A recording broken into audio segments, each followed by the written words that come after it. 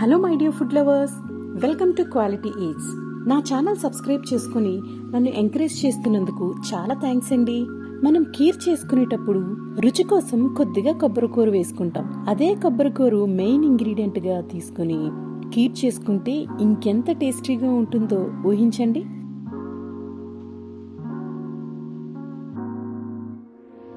So ఈ కొబ్బరికూర పాయసం కోసం ముందుగా ఒక ప్యాన్లో 2 టేబుల్ స్పూన్ నెయ్యి తీసుకొని ఇది కరిగిన తర్వాత 7-8 జీడిపప్పులు, కట్ చేసుకున్న 5 బాదం వేసుకుని కొద్దిగా వేగిన తర్వాత 8 నుండి 10 కిస్మిస్ కూడా వేసుకొని పూర్తిగా వేయించుకుందాం.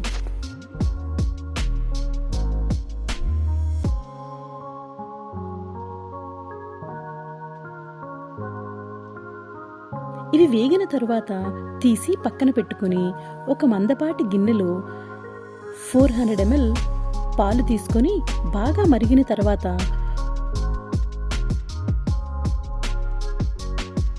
1 కప్పు ఫ్రెష్గా తురిమిన కొబ్బరికూర వేసుకొని కలుపుకుందాం.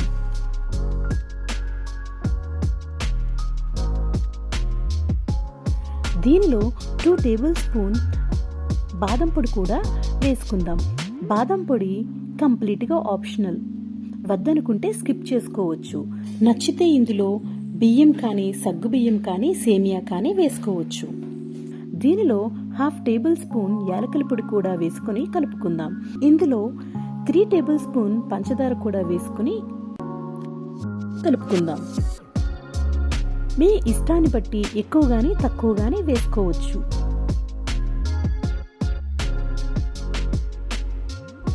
ఇది కొద్దిగా చిక్కగా అయ్యే వరకు మరిగించుకుందాం. బాగా మరిగిన తర్వాత నేతిలో వేయించి పెట్టుకున్న డ్రై ఫ్రూట్స్ కూడా వేసుకొని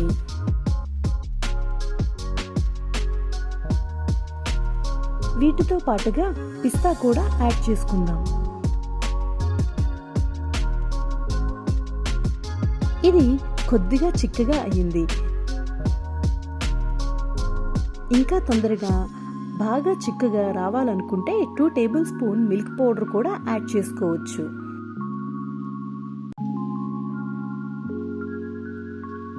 దీన్ని ఫ్రిడ్జ్లో పెట్టుకుంటే ఇంకా చిక్కగా అవుతుంది. ఈ రెసిపీపై మీ అభిప్రాయాలు కామెంట్ బాక్స్లో మెన్షన్ చేయండి. Thank you for watching.